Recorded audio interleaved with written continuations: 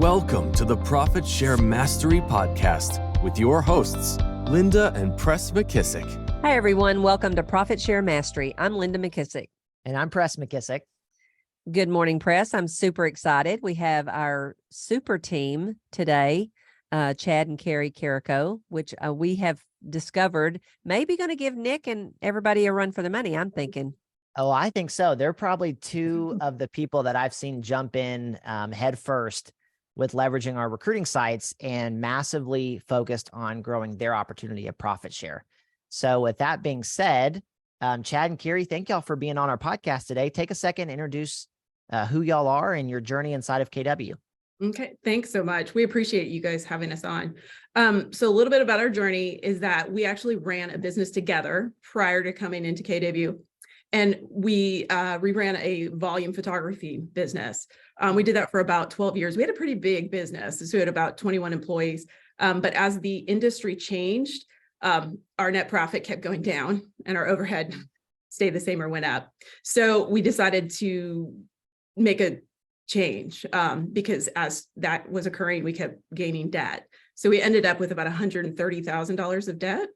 And so we literally signed up for a real estate class and said, we have 3 months. Okay, let's get this done while we worked and ran the business. And we got into real estate 5 years ago and we were hesitant about everything. But we knew that KW actually had the best training. That was the company I knew the most because I'm originally from the West Coast. And so we jumped in head first, literally soaked up every single thing that KW could teach us, did nothing more than what they taught us, literally. And we spent $50, I'm not even joking, on a box of postcards. I think we've made about $50,000 to $65,000 on that box of postcards. Wow. First year. Yeah, because it was like, and her was like, no, you didn't do that. I'm like, no, we just walked. We door knocked. We just did it. Yeah. So we ended up paying off all that debt, about $130,000 within the first year and a half. And then we were still running the other business as well, because we were just unsure about everything, even though we were doing well. And then COVID hit and we were like, okay, I guess this made our decision for us. So we went headfirst into real estate and we've just been going full speed. Yeah, we've been growing since then. I mean, it's after we paid off the debt, the next year we doubled our business from that. I think with our other business, we didn't have really good models in place. And that's something that Keller Williams teaches you, those models. So it gave us that so that we could be successful with our business, but also just the collaboration, just the culture that we have here, people willing to share information. All of that kind of helped us to be successful. Yeah, I know we did this when we got into real estate because our story is very similar to your story. I know that after we learned the models and tools of Keller Williams, we were thinking, man, if we had this in the restaurant and nightclub business, I think we could have done better or, at least kept that business going while we were doing real estate. Did you guys kind of think the same thing as you learned some of the stuff like, dang, I wish I'd have known this before? Yeah. And it was funny because they kept saying, you guys should continue that business. And we're like, yeah, but the model still, the money doesn't work out. And so I agree with you. If we would have known from the beginning, we definitely wouldn't have been in 100. Well, and that's such a great point, Karie, because and Pres and I talk about this sometimes, but I think people think things are going to stay the same forever. And that's why you have to have multiple backup plans because graduallys and suddenlies happen in life. Yours was gradually and suddenly your industry changed and the margins shrank. And then gradually and suddenly COVID happened. I mean, we just, and I don't know ever how to get this across to people, but people tend to think that things are going to stay the way they are forever. And I don't think you can ever bank on that. That's why we're so passionate about teaching people leverage and passive income and multiple streams of income. Yep. I agree with you. And because we have all this knowledge, we're very transparent and very vocal about it because we're very big on, okay, what 3 streams can we put together? Let's keep it going. Let's put the extra effort. And that's why we got into profit share. And it's funny because we saw Aaron Kaufman, he came to the market center, I think in 2018, right when we started. And I remember because Chad was like, I really want to do this. And I'm like, yeah, but we need to focus on the business. So like, we didn't need, I like that idea. But I was more nervous. So Yeah. So, well, and what I love about your story, because it is similar to ours, is you felt the impact of what real estate could do for someone in their life. And, I think sometimes if you haven't had the kind of life happening to you, like you and we did, and you guys did, it's a little harder to appreciate the value of what real estate sales can do for someone. In your story, for a fact that it can change people's lives because it changed yours. Exactly. And good at getting in a profit share. I mean, we can both tell you it. I mean, when we get to talk to candidates, we are so genuine and transparent because we know how it changed our life. So we have a lot of energy with that, because I mean, it literally, I can't believe where my life is right now, and can't believe where it's going to be in 5 more years. We'll see where we go. Yeah. And I love that you guys got busy, and that's the difference too, is I think to have more, you have to have a bit of ability to, like you said, work a little extra, do, it in the periods that you have to, so that someday, and I love Dave Ramsey saying you got to live like no one else so you can live like no one else. And what he means by that is to live below your means. But what I mean by that is what I see you guys have done is you got to work a little extra. You got to be willing to work on 2 or 3 streams of income at one time. And I think sometimes people aren't willing to do that, right? They want their life to be bigger and to be multiplied, but this is one of those things when you start working on leverage and passive income, you do things today that will multiply your life later on. And Linda, there's an entrepreneur I follow, and he talks about the world is full of dabblers, and the people who go far are the ones who they don't dabble. They go deep on something. And so, I love the parallels between y'all's story and Linda and Jim's story, honestly, because y'all know what it's like to be in debt. And y'all know what it's like to be in a place that does not feel good. And then you're on the other side of that, where you've gone into a vehicle, real estate, with a great company, KW, and you've watched what it's done to your life in 5 years, which is right what Gary tells us. We overestimate what we can do in a year, and we underestimate what we can do with 5 solid years of focused effort. And I mean, y'all's life is a reflection of 5 focused years of effort. And it's interesting. So you go last year. I guess y'all decide to make profit share more of a focus. Y'all decide to kind of jump all in. So kind of tell that journey. What happened last year, and why start focusing on profit share? Yeah. So Aaron Kaufman came to our market center back in 2018, and I knew at the time this is something that I really want to do, but our focus was on real estate at the time. A little bit later, I mean, we had actually scheduled another meeting with Aaron. I guess it's been about a year ago, and kind of at the same time, we were on the ALC, and they had done the profit share program. We were actually the only people that actually participated in it from our ALC. We kept saying, "You guys aren't watching these. Why aren't you doing this stuff?" Okay, well, that's okay. We'll just keep doing it. Because here we spent, we did a private session with Aaron, which there's a funny story about that. I actually had hurt my back, and Aaron will remember us because I didn't want to go on the Zoom because I was in so much pain that I was just like, I'm just going to sit over here in the corner. And he was just like, where is she? And I'm like, I'm dying over here. But so it's kind of funny that whole thing went down like that. And then we got to participate in your program. So that's funny. And so then you guys started doing the websites, and we just jumped all in on that. Just very intentional with that. So, that's so you say intentional. What results happened in the next 10 months? We have added 51 to our downline in the last 10 months. And so we've had about almost 10,000 that have actually registered on the site. So that's amazing. Aaron was actually in our location yesterday, and I'd actually never heard Aaron's talk ever. So we went over to, I had a meeting he went to one of the offices that we own a piece of. And so we went and listened to him, and It was so good, honestly. I was so impressed, honestly, because he gets people all fired up and he teaches them the stuff that we don't like to teach as much, about like how all that works and all that stuff. And we teach that, okay, now here's what you go do. So I said, we really actually make a pretty good combo.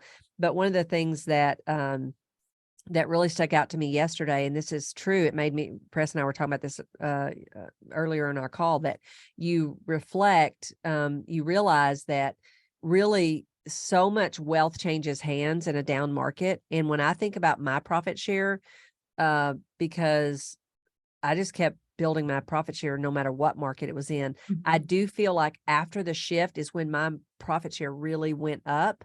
And so I think what people get caught up in is the minutia of 2 people left. And I don't even know who left, I don't know what our highest number was in our first number. And I think when people get caught up on those little things, instead of staying committed for the long haul, and just focus on changing lives and let everything else take care of itself, I think that's when they get caught up in the details and they kind of shoot themselves in the foot a little bit. What has been some of the most shocking thing that or interesting thing that you've learned that you didn't expect from doing this, when you set up to kind of focus on it? What have you kind of been surprised by? I think changing people's lives. I think that's one of the things. I never say her name right. I think it's Araji.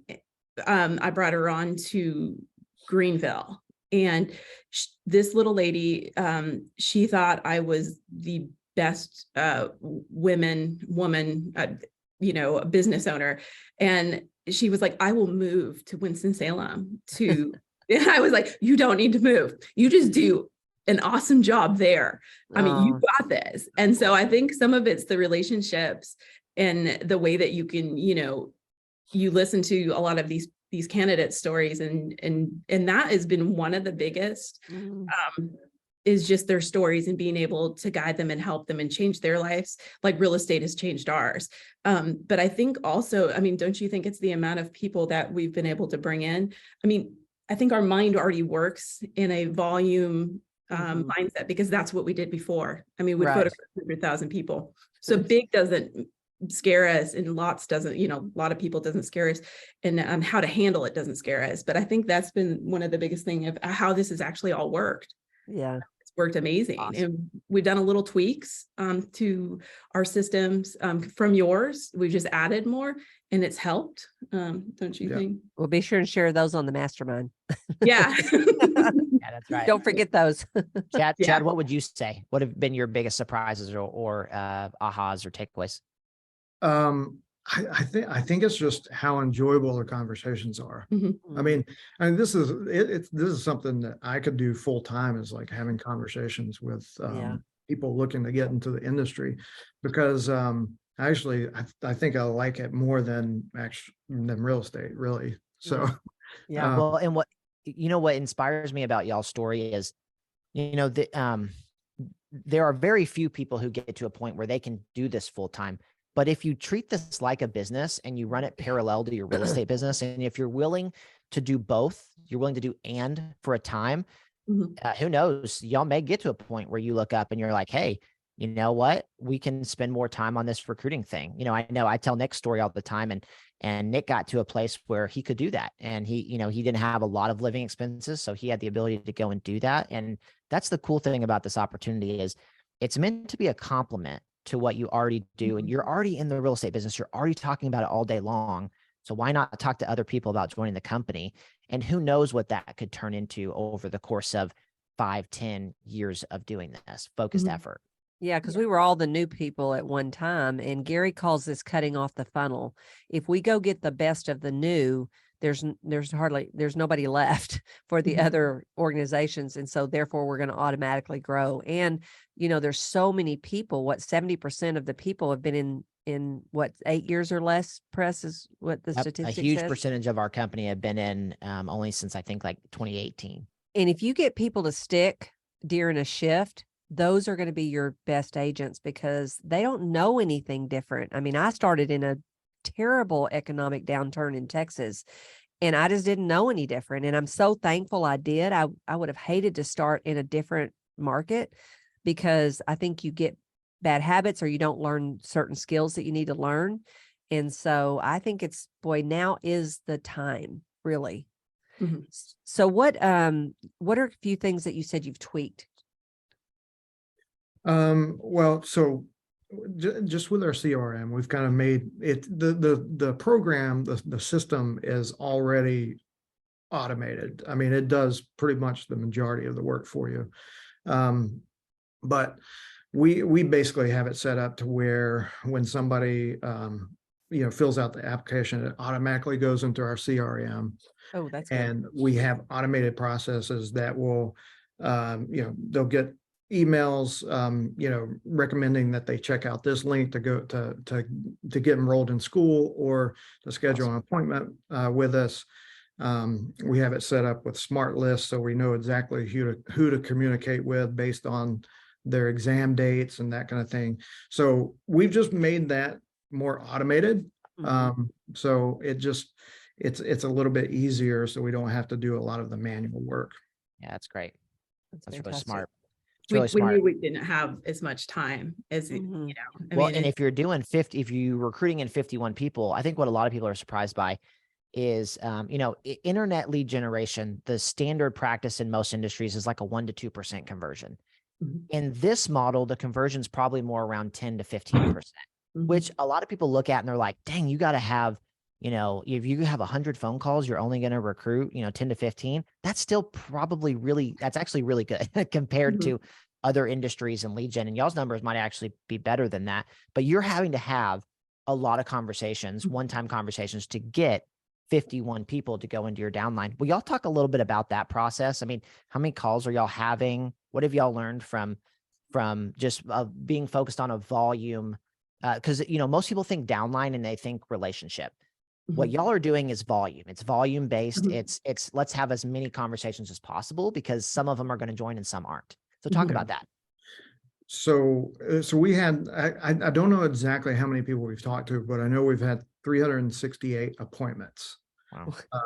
And so 51 from those 368. So I don't know what the percentage is on I'll that. do 15%. It's But like that's 50, is that 58, 368 is that divided like by 15% or something? 7.2%. Oh, But 7.2. I would bet you that not all of those appointments have showed up. Yeah, they haven't. So you're probably, what I said was a 10 to 15% conversion. I would bet you're probably around that or higher. Yeah. So, but yeah, I mean, it is a numbers game. I mean, our prior business was a volume business. So we're used to that. We're used to dealing with large quantities of people. I mean, we used to photograph, 7 different YMCAs within a weekend. And I mean, so everything was volume. With sales, with the real estate business, it's volume. So in our other business, I knew that with our sales teams too, our outside sales, I knew that we needed to hit 100 contacts before we would get a solid lead to sign. So I knew our ratios, which I still am not 100% sure in real estate where they are. I'm still working on those. But I think in our head, we took the same approach when it went to, calling folks, and it's been surprising actually how many that we actually signed, because there's been some I'm like, oh, I don't know about that one, but they still signed. Well, and I tell you, we always say this, you can't, I've had a lot of meetings with agents. Some of the people I talk to, and I'm like, there's no way they're not gonna make it. And then they become the rookie of the year. And then there's others where I'm like, they're going to kill it. They're going to be the next Linda McKissack. And then they're out in 90 days. So you honestly, what Linda always talks about is you don't pre-decide. Your job is to go bring them to the company, and then they get to make the decision whether they're going to do it or not. Yeah, for sure. So cool. Definitely. So what would be, just kind of in closing here, what would be y'all's best piece of advice for someone who looks up and is like, wow, not only have y'all built a great business in 5 years, but you've also now decided to take advantage of profit share. You go all in and you go from, I don't know how many were in your downline before, but now you have 51 people that you've recruited into the company in 10 months. What advice would you leave for them about taking advantage of the profit share opportunity? I mean, it's definitely worth it. I would say, jump in, like be intentional about it, be consistent. There's a couple different ways to do it. If you're wanting to add, or if you're wanting to communicate with people that are, producers, then that's about building relationships. If you kind of want to do it this way, it's a little bit faster. You can add more quite a bit quicker. So, I would say, get involved with your program, get the website, like, watch the tutorials and everything. And that's really the first step. And then when you get on the phone with them, just be authentic. There's no predisposed. I mean, if you have a script that sounds like a script, I mean, we have our own scripts now that we've developed, but I have a psychology degree. So of course, like I was like, oh, we're going to have to change. I mean, I need to sound, authentic. And really it's just being genuine, telling them about your story, just opening up and being transparent and answering the questions. And you're not going to know all the answers, and not everyone is going to be a good fit, but for the most part, I mean, just be yourself, I think part of y'all's secret to success, and y'all mentioned this early on, I can tell, Karie, you've fallen in love. Chad, you too. You've fallen in love with that individual conversation with someone that is going to be a life-changing conversation. When that's what it's about, and then you get the strategy behind the process, which is, I need to just have a lot of these conversations. Yep. Like that is the secret. And if you fall in love with that process and that conversation, you will absolutely build your downline and do it. Y'all definitely 10x in a big way your downline in a short time. And it's gonna be fun to watch what y'all do this year, because part of it is skill set and y'all, and right. So like part of it is learning how to do it better over time and improving your process and systems. So it's going to be fun to watch what y'all do next. But I think you got to start with falling in love with the people and changing lives. And when you get that part, everything else just becomes easier. Yeah, I agree with you. So true. Yeah. Awesome. Well, Love Linda, it. anything else you want to share in closing? Wow. I mean, I'm just, honestly, I love it because, you can see so much of everything we teach about profit share coming through in their lives. You can tell they're genuine and they're focused on, changing lives. And that's, again, what we teach all the time is that's what you have to do. The rest will take care of itself. And, I love that your story probably helps so many people realize that they're not as far behind as they think they are, which I think every person on this earth wants to know that, and you're giving people lots of hope, and no matter what their situation is, that there is an industry or an opportunity out there that no matter what their situation is, it can be better in 12 months, so I love it. I love every bit of it. Just keep changing lives is what I would say is, keep changing lives, keep staying focused on that, and everything else will take care of itself. And also, I just would say thank you guys for trusting the process, because we get on with people and sometimes they immediately want to change it or do something different. And my first advice is like, hey, how about first you just commit to it, just commit to the process, and then you'll get better over time. Like, we're going to improve the program, we'll improve the things to make it better, but why don't y'all focus first on just following the model and see how it works? Because we proved it with Nick. Well, really, Aaron proved it, Brent improved it, Nick proved that it could be modeled, and then now you guys are helping show that the process does work, and if you'll just commit to it. So thank you for just being committed and going out and doing the work to change lives. Yeah. So if you have not, please go ahead and hit the subscribe button below. We'd love to have you subscribe. And the greatest compliment you can give Pres and myself is to pass this podcast along to any Keller Williams agent that you know, so that we can pass the gift of profit share along. And remember, profit share is really about building wealth while you change lives. So let's go focus on changing lives, and the wealth will take care of itself. So Pres, I'll see you next week. Chad and Karie, thank you very much. Thank you so much for having me. Thank y'all.